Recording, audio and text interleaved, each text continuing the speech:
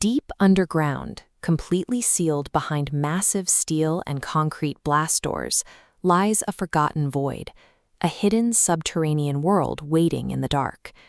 Above ground, the landscape of Kingsford Country Park in Worcestershire is quiet and unremarkable, but directly beneath this serene forest sits a vast interconnected grid of tunnels spanning 3.5 miles. The 285,000 square foot interior confirms the designers intended the space to function as an entirely separate, self-sustaining underground world. The 1941 Blitz demonstrated that factories operating on the surface were defenseless against sustained aerial bombardment. The Ministry of Aircraft Production responded by moving their manufacturing out of the crosshairs. They commissioned Rover No. 1D, a hidden shadow factory built deep into the sandstone hills. Thousands of men and women labored under the heavy helm of artificial lights, completely hidden from aerial reconnaissance, to machine precision components for Bristol Mercury and Pegasus engines. These engines powered the Blenheim bombers crucial to the war effort, as well as the massive Sunderland flying boats, which relied on the continuous output of this invisible factory. Even after the war ended, the tunnels maintained their military utility.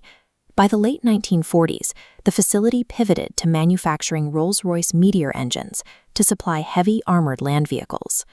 The Shadow Factory had successfully shielded British industry from conventional bombs, but it offered no protection against the arrival of nuclear weapons.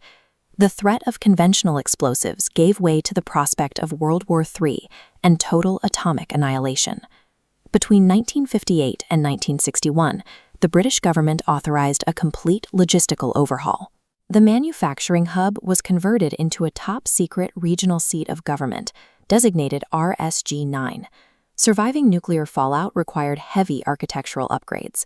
Engineers installed massive concrete blast doors and complex air filtration locks designed to keep radioactive particulate out.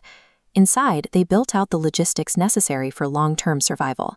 The tunnels were outfitted with emergency medical bays, extensive food reserves, and claustrophobic dormitories. But this shelter was strictly exclusionary. It was designed to protect regional political leaders and high-ranking military brass, leaving the civilian population on the surface to face the fallout alone. The layout of R.S.G. 9 marked a shift in the government's primary objective, moving away from winning a war to ensuring the continuity of the state in a post-apocalyptic wasteland. If the leadership was isolated underground, they had to solve a difficult logistical problem, communicating with and governing a nation that had been cut off from the outside world. To maintain a voice, a fully functional, soundproof BBC broadcasting studio was constructed within the complex. Its sole purpose was to transmit emergency survival instructions to any scattered remnants of the UK population following a nuclear strike. As Cold War tensions escalated into the 1980s, the bunker underwent another round of modernizations under Prime Minister Margaret Thatcher's government. Reclassified as RGHQ 9.2, the facility was integrated with modern satellite communications, connecting the subterranean bunker to off-planet networks. Every advance in the enemy's technological capability forced the bunker into a perpetual state of costly, secretive modernization, simply to remain a viable failsafe. The collapse of the Soviet Union in 1991 removed the strategic threat the bunker was designed to withstand. By 1993, the Home Office deemed the bunker surplus to requirements, ultimately declassifying the site and selling the complex into private hands. For nearly half a century, a military operation of massive scale had operated directly beneath the woods, unknown to the surrounding public. Today, the reality of the tunnels is far less grim. Sections of the site now operate as a preserved Cold War museum, maintained by a dedicated team of local volunteers. The blast-proof corridors also serve as a highly secure storage facility for fine wine, and frequently double as a backdrop for commercial film productions.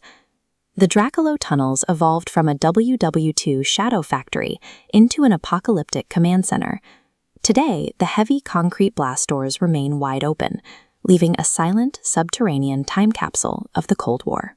If you want to uncover more forgotten histories buried beneath our feet, subscribe to the Hidden Britain Archive.